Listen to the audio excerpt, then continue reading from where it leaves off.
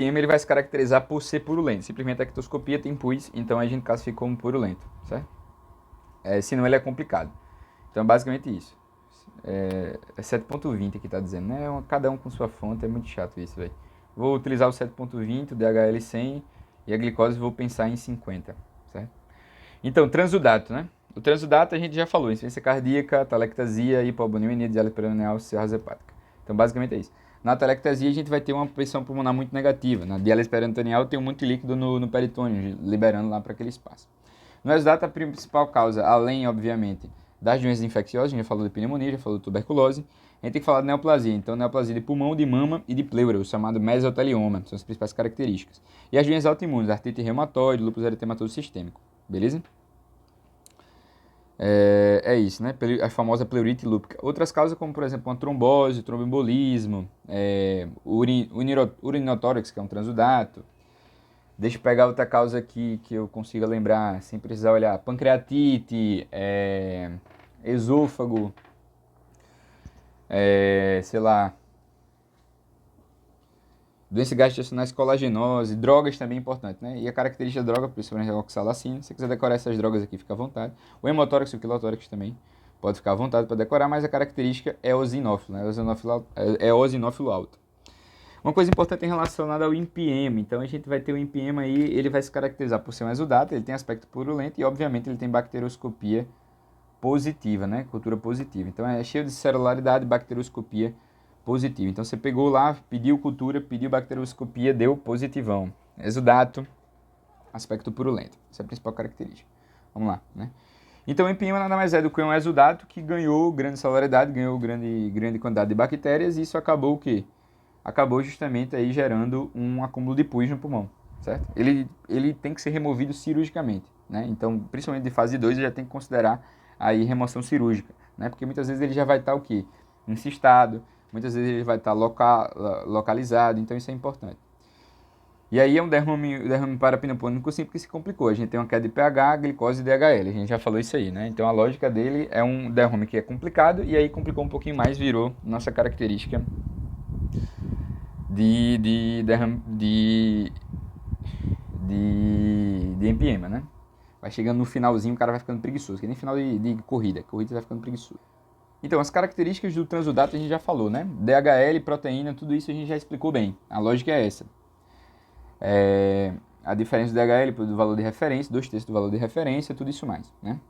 Então, basicamente, eu preciso saber suas principais causas e isso aí a gente já tratou. No exudativo, a gente tem algumas características específicas que vão chamar a atenção para algum derrame específico, certo? Então, eu vou tentar criar um raciocínio aqui com você antes e depois a gente olha o gabarito, né? Se o derrame for tuberculoso, o que é que você vai achar? Vamos lá, então vamos comigo. Primeira característica, menos de 5% das células mesoteliais. Como aquela característica que eu já falei, eu tenho uma queda da barreirinha e isso gera, portanto, o quê? Isso gera uma incapacidade de escamação das células mesoteliais, né? Então a gente tem uma queda barreirina, a gente tem uma barreira por conta da cavidade, né, formada, e essa película ela impede que as células mesoteliais da pleura se descamem, então menos de 5%, certo? A gente encontra isso aí. Outra coisa que a gente encontra é uma ADA maior do que 40. Então a ADA maior que 40 é muito indicativo de tuberculose, principalmente se ela for o quê? Linfocitária ou polimorfo nuclear. Se for monolinfocitária, beleza? Se o predomínio for monolinfocitário. Outra coisa importante, ela pode vir hemática, mas geralmente ela vem em citrino. Ela é bilateral, beleza? Então são características como essa que a gente tem que ficar ligado. Citologia vai dar positivo? Não. E ele geralmente ele se resolve sozinho, tem uma característica como essa, né? Ele geralmente vai sozinho. Então muitas vezes é bom você drenar para saber se era tuberculoso mesmo, ver as características, porque de repente ele pode sumir, certo? Então vamos ver se a gente falou tudo do tuberculoso. Então, citrino hemático, linfomonocitário, não tem neutrófilo, células mesoteliais baixas, mesoteliócitos, né? E a ADA maior que 40 costuma desaparecer, né? Lembrando que o ADA maior de 40 não diz que é tuberculose, porque ela aumenta no linfoma e aumenta no quilotórax, ou no empiema, né? No empiema e no linfoma, empiema e linfoma, tem que lembrar disso aí. No empiema e linfoma ele está aumentado, beleza? Então vamos lá, agora vamos falar do neoplásico. Como é que você pensaria o neoplásico? Vem comigo. Então, a citologia do neoplásico vai dar o quê? Geralmente pode dar positivo, em 70 a 80% dos casos ela pode dar positiva, certo? Mas ela pode vir negativa também. Ele geralmente é hemático, não é citrino, geralmente é hemático. E ele vai ser linfocitário ou polimorfo nucleado, vai ser monolinfocitário. A ADA vai estar abaixo de 40, lembrar disso. Vai estar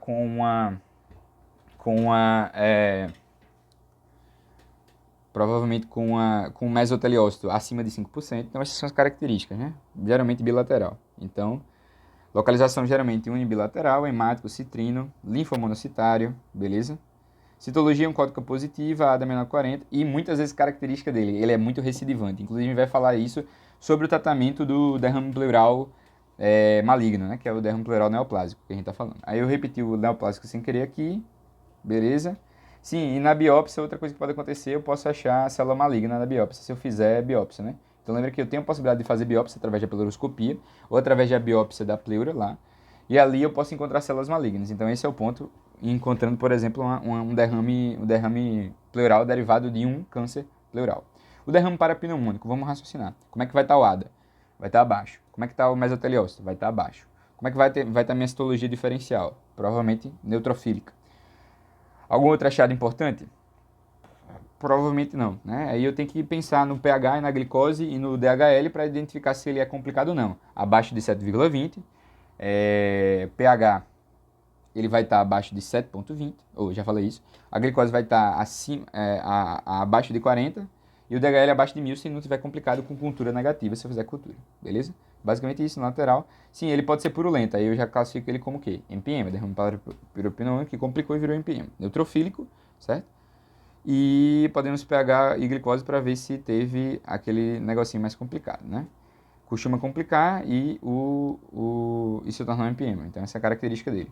O derrame pleural quiloso, qual a característica dele? Triglicérides. Então, eu só vou pedir triglicérides quando eu tiver um derrame quiloso, né?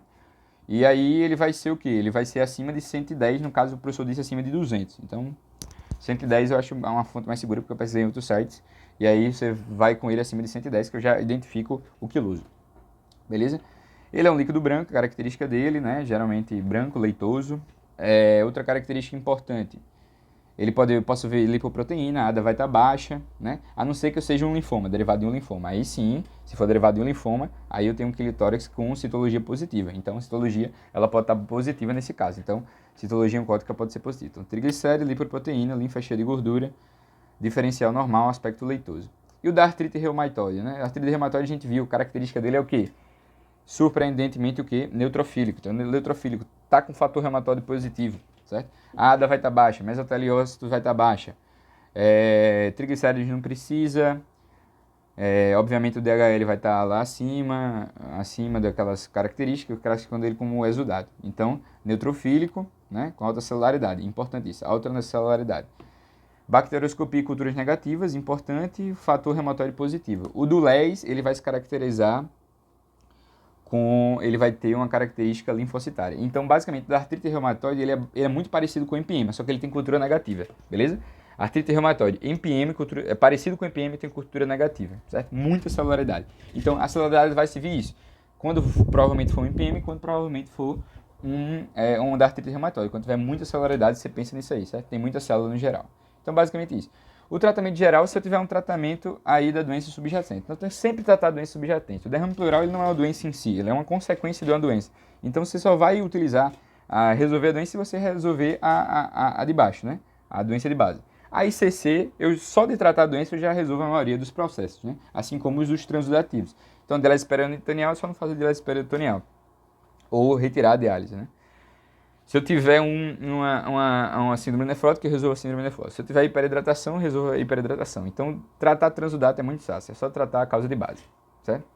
Outra característica que eu posso utilizar para tratamento é a toracocentese de alívio. Então, quando é que eu vou usar a toracocentese de alívio? É justamente quando o paciente está muito sintomático, principalmente dispneia. O paciente está com dispneia, eu faço toracocentese de alívio. Se eu estou repetindo toda vez a toracocentese, né, provavelmente eu estou diante do quê? De um quadro maligno.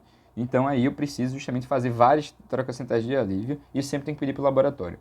A drenagem torácica eu vou fazer no caso do MPM e no caso do hemotórico. São os dois que eu tenho que treinar, que você tem que pensar, certo?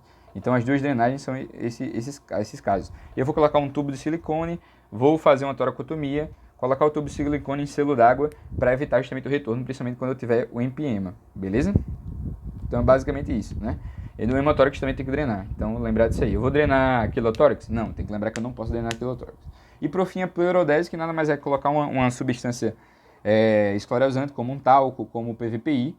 E aí eu tenho que raspar o mesotélio, colocar isso aí, eu vou colabar as pleuras sem ter problema na função pulmonar, isso é interessante, e eu permito colabamento. É um dos tratamentos que eu vou utilizar para tratar o nosso queridíssimo quê? Para tratar o nosso queridíssimo derrame pleural de caráter neoplásico, beleza? Então os transudados, como a gente já sabe, né? A tratar a causa de base, é basicamente isso, né? Tratar ICC, e toda vez que eu tiver um ICC que tiver algumas características específicas, eu tenho que fazer toracocentese. Então, se eu tiver um ICC, uma febre, que não tem uma explicação específica, um derrame que é maior à esquerda do que à direita, que é unilateral, que eu tenho PCR alta, certo? E depois que eu faço o tratamento da ICC, o meu bichinho continua, então eu tenho que pedir toracocentese, certo? Então, importante isso. Falha no tratamento também é uma forma. Então, febre sem explicação. Dor pleurítica também é importante, né? Não dar dor pleurítica na nossa queridíssima ICC. Então, dor pleurítica é importante. Vou até destacar aqui. Dor pleurítica. Então, são 4 coisas. Febre, dor pleurítica, não resolveu com tratamento e mais à esquerda do que à direita, né? Ou qualquer outro sinal de inflamação. PCR, qual é o outro lá, meu Deus do céu? Que eu botei lá em cima, quando tava no negócio de aqui, cadê? PCR e leucocitose. Leucocitose também. Se tiver uma leucocitose não explicada, já sabemos, né? Então, basicamente, pedir um hemograma, ver leucocitose alta. Não posso deixar esse bicho com ICC aí, não. Não vou cair nessa tentação, certo? Então, os principais casos já falei e tal. DPs mais comuns, já falei também. Tratamento geral, já falei quais são as características. E aí o tratamento transdado, tratar a causa de base, certo? E lembrar que eu tenho que impulsionar se não for aí um ICC. E no caso do resultado, o tratamento também inclui tratar a causa de base. Se eu tiver pneumonia, eu trato a pneumonia. Se eu tiver câncer, adivinha, quimioterapia. Se eu tiver quilotórax, não sei o que faz com quilotórax. Se eu tiver lúpus, faço com o uso de corticoide, beleza? Meu quilotórax eu tenho que tratar cirurgicamente, se eu tiver uma lesão do ducto torácico, ou tratar com quimioterapia se for no caso de um câncer, beleza? E obviamente fazer a bichinha de alívio caso o paciente esteja dispineico, certo?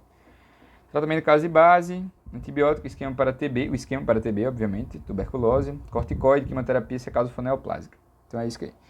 Quando é que eu tenho que drenar um derrame parapneumônico, né? Então o derrame parapneumônico, eu tenho que ser drenado. Sim, pronto, aí isso é importante, né? Critérios de drenagem, certo? Então, a gente já falou que empiema drena, hemotórax drena. Beleza, isso é suficiente. Mas se eu tiver um derrame parapneumônico, existe a possibilidade do derrame parapneumônico, eu tratar não só a pneumonia, eu tenho que tratar também o derrame, porque ele pode virar um empiema. Então, quando ele tem sinais de gravidade, aí eu trato o empiema. E aí vai ser o quê? O pH, beleza? Quando eu tenho pH abaixo de 7.10, 7.20 na maioria das literaturas, um DHL acima de 1000, e uma proteína acima de 3,5. Isso aí, e a glicose 40 miligramas. Então, basicamente, é o que a gente falou dos fatores lá. Então, são esses aqui. Ou então, quando eu tenho um empiema, certo? Se eu tiver cultura positiva, também já vou fazer a drenagem desse nosso queridíssimo derrame parapneumônico. Então, vamos lá. Só repetindo comigo, quando é que eu tenho que drenar? Isso aqui é importante, porque isso aqui a gente esquece. Quando é que eu tenho que drenar derrame parapneumônico? Se eu tenho derrame parapneumônico, eu tenho que pensar em drenar. Eu fico olhando para cá porque tem um espelho. Se eu tenho derrame parapneumônica, eu vou fazer quando a proteína estiver acima de 3,5, a DHL acima de 1000, o pH abaixo de 7,10, 7,10, né? 7,10, e a glicose acima de 40 miligramas por decilitro, né? Com essa informação aqui, eu fiquei mais tentado a acreditar naquela tabelinha aqui. A diferença é que está 7,20, né? Enfim, vamos lá. Aí pronto, a gente falou isso. E as fases do empiema, né? Então o empiema ele tem 3 fases, que é a fase inicial e exudativa, que não é um empiema ainda, a gente está dentro do derrame parapneumônico. Nesse caso ele só tem proteína e alta celularidade, né? O líquido seroso. O pH está acima de 7,10, a gente tem glicose pleural e plasmática acima de 0,5. Olha essa lógica aqui, velho, eu não estou entendendo nada, eu não sei o que é que eu tenho que acreditar, se eu acredito em um e outro, beleza. Mas enfim, aí se eu tiver um pH abaixo de 10, se eu tiver justamente a bactéria Fabry fibrino purulenta, eu tenho uma bactéria com anaerobiose e polimorfos nucleares, aí eu já considero justamente o empiema. Se eu tiver justamente na fase de organização, aí eu já vou ter fibrose, colágeno, loculações, certo? E o espessamento da pleura, beleza? Aqui com chegada dos fibroblastos. Fase inicial exudativa, fase fibrino purulenta e fase de organização, beleza? Fase 1, fase 2, fase 3. Vamos ver se a gente consegue lembrar disso aqui. Vamos lá. Deixa eu levantar. Então, essa parte aqui eu não tinha estudado tão bem, mas vamos lá. Primeira fase, fase 1. É a fase do empiema, que ela se caracteriza por ser exudativa. Fase exudativa, o quê? Fase inicial exudativa, certo? A fase inicial exudativa, também chamada de fase 1, é a fase em que a proteína ela está aumentada, eu tenho proteína e tenho líquido seroso, né? Então é a fase ainda que ele está como característica do exudato. Só que o meu pH está normal e minha glicose está normal. pH acima de 10, glicose acima de 50% em relação ao nível sérico. Se eu tiver um empiema, né? Tô com empiema, tô lá com um empiemazinho bagunçadinho, beleza? Um empiema agora que na sua fase fibrino purulento. Tenho fibrinas, tenho pus. Qual a característica dele? Eu vou ter o pH acima de 10 e a glicose acima de 50%. Aqui eu já vou ter bactéria, aqui eu vou ter polimorfonucleária, aqui eu vou ter bactéria polimorfonucleada e anaerobiose, beleza? Na fase de organização aí eu vou ter loculação, vou ter o colágeno vindo, né? E vou ter justamente espessamento pleural, beleza? Loculação, espessamento pleural e liberação de colágeno. O que é importante também? Os fibroblastos, certo? Show de bola? Então essas são as 3 fases. E aqui a gente tem as 3 fases numa nossa queridíssima aqui. Então imagina aqui, que bonitinho. Eita, eu tinha falado do preto aqui, né? Desculpa aí pela baguncinha, gente. Aqui, ó. Só um perdão aqui muito grande, que eu falei na TC, o que é importante é corrigir, né? Tomara que vocês tenham visto até o final. Então aqui, ó. O derrame pleural é esse aqui, tá? Não é esse aqui não. Esse aqui é o pulmão, beleza? É porque tá com a janela pro parênquima pulmonar não. Tá com a janela de mediastina não. De mediastina, eu acho. Janela de mediastina. E aqui, ó. Esse é o derrame pleural, beleza? Peço perdão aí pela vergonha. Vergonhíssimo. Né? Ele é um pouquinho mais puxadinho, né? Pra cor. Blá, blá, blá. Já falamos de tudo isso. Falamos coisa com força, né? E aqui a gente tem um derrame pleural, bem bonitinho, certo? E olha como derrame pleural. Ele tá justamente o quê? Ele não tá fibrinoso, não tem nenhuma capa de fibrina. Aqui a proteína tá quanto? Proteína tá abaixo de 3,5, né? Não foi complicado. A glicose tá acima de 40% ou de 50%. Beleza? O meu pH tá abaixo, tá acima de 7,1, certo? Ou 7,2, que a gente não sabe. Como é que tá meu DHL? Tá abaixo de 1000, certo? Isso se inverte aqui. Aqui a gente já tem a fase do empiema, né? A gente já tem fibrina, certo? Ele já está loculado. Olha que interessante. É a fase 2, certo? É a fase 2. E a terceira justamente aqui. Eu já tenho calcificações, certo? Eu já tenho calcificações. Eu já tenho formado aqui um sistema de colágeno bem considerável, certo? Ele está preso na pleura, inclusive. Isso aqui, inclusive, gera uma atelectasia relacionada à nossa queridíssima derrame pleural. E isso é o que a gente está dentro do quê? Do empiema. Então, para tratar um empiema de fase 1, né, que está mais para um derrame parapneumônico simples, ele vai se caracterizar por ser apenas drenado. Então, aqui uma drenagem já resolve, beleza? Ele tem a característica de um parapneumônico simples, mas ele tem pus, então já resolve. Esse aqui, como está mais complexo, está mais complicadinho, né? A proteína está acima, tal, a glicose está acima, o pH a glicose está abaixo, o pH está abaixo de 10, então esse aqui eu já tenho que fazer o quê? Eu tenho que drenar, que é o de fase 2, eu tenho que drenar e fazer o que mais? E considerar uma cirurgia, eu tenho que remover cirurgicamente esse derrame, esse empiema. Cirurgicamente, eu tenho que considerar uma cirurgia videoassistida. Aqui eu só resolvo cirurgicamente, então eu tenho que fazer os dois. Aqui é cirurgia e interrogação, aqui é drenar mais cirurgia, certo?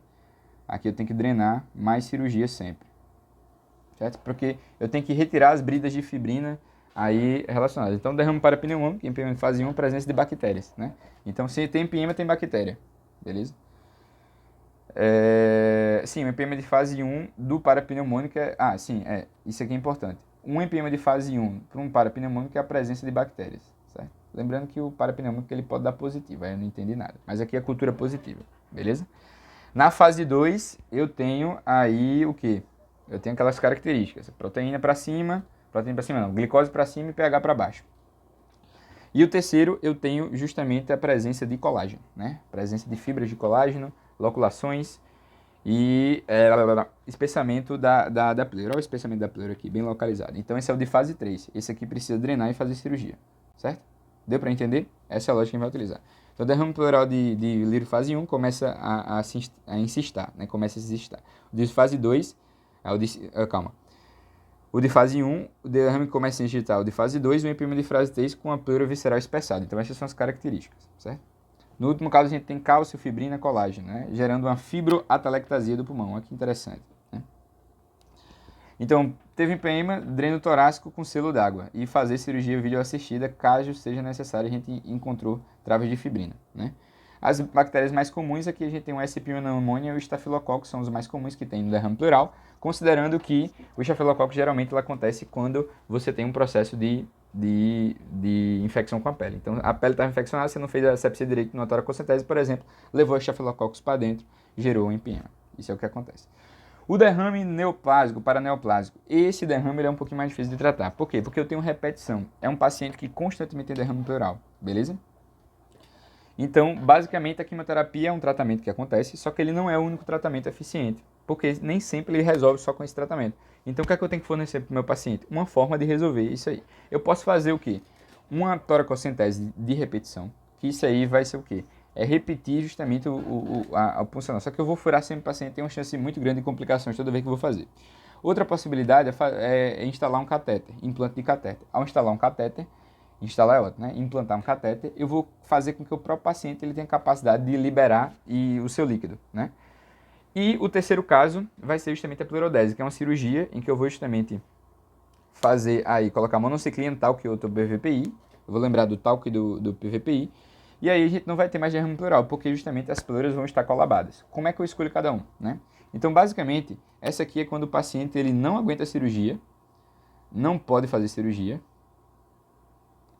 não pode cirurgiar, certo? Mas ao mesmo tempo que a situação é tão grave que não vale a pena implantar catéter. Não implanta catéter, porque geralmente é o quê? É curto. A história é curta, certo? É um câncer de história curta. Ou o câncer vai resolver muito rápido, certo? Ou então o paciente é terminal. Então não adianta fazer o implante de catéter. Se o câncer ele dura muito tempo, então a história é longa, aí eu implanto um catéter, que eu vou fazer ele ficar tirando toda hora. E nesse caso ele também não pode cirurgia. Não pode cirurgia ou não quer correr o risco de cirurgia, beleza? E na pleurodese aqui eu vou fazer o quê? Eu vou fazer a cirurgia quando eu consigo fazer. Certo? Consigo fazer cirurgia e o caso aí tá o quê? Um caso justamente não tão grave, certo? Então o intermediário é o catéter. Não consigo fazer cirurgia, é o meio termo, né? E quando eu consigo fazer cirurgia, aí eu implanto o catéter, beleza? Ele não é tão grave a ponto de... O catéter não é tão grave a ponto de fazer uma toracocentese de alívio apenas, ou então simplesmente ele não é tão rápido, ele não é tão leve a ponto de conseguir fazer uma cirurgia. Então basicamente a lógica é essa, né? Lembrando que o AD é baixo, que indica que seria tuberculoso, certo? Então isso aqui é legal, né? Isso aqui é importantíssimo. Se eu tiver na suspeita de derrame maligno, eu posso pedir uma biópsia pleural, certo? Então, critério para solicitar a biópsia pleural. O paciente está lá com um quadro muito parecido com neoplasia, perda de peso muito rápida, está com uma febre que está há muito tempo, aí apresentou um derrame pleural. Chegou lá, apresentou essas características, um derrame hemático, de característica o quê? De característica linfocitária, citologia deu positiva. O que é que eu posso pedir? Posso pedir biópsia, beleza? Peço biópsia da pleura. Show de bola? A lógica é essa. A defeitado de manejo que é esvazia e volta toda hora, então não tem muito o que fazer. O paciente for ver muito, aí eu faço pleurodélise, que é justamente a adesão pleural de forma videoassistida, certo? Eu faço essa raspagem e tal, expandir o pulmão de novo. A pleura visceral ela não consegue, vai desaparecer, trata de forma definitiva. Se não for nem tão grave, nem tão tranquilo que aguente cirurgia, aí eu faço justamente o quê? O catéter, né? Então, o paciente for viver muito, no caso, né? Então, o que disse o paciente for viver muito, eu dou para... Desculpa. Então, esse aqui que é o longa, certo? Esse aqui que é o longa. Vou corrigir. Então, não pode cirurgia. Não aguenta cirurgia. Se for muito tempo, eu faço pleurodese, certo? História muito longa, pleurodese, certo? E não tem risco. Se eu tiver risco para cirurgia, aí eu faço um catéter, certo? Então, é basicamente isso. Deu para entender? Então, esse é o tratamento da nossa queridíssima. Aqui tem a técnica de adenoide torácica, você vai utilizar só esse triângulozinho aqui, certo? Que é o peitoral maior, o latíssimo do dorso e o diafragma. É isso que a gente vai utilizar como lógica. Espero que você tenha se divertido. Eu estou cansado. Fui um pouquinho mais rápido nesse final e um abraço. Espero que tenha gostado.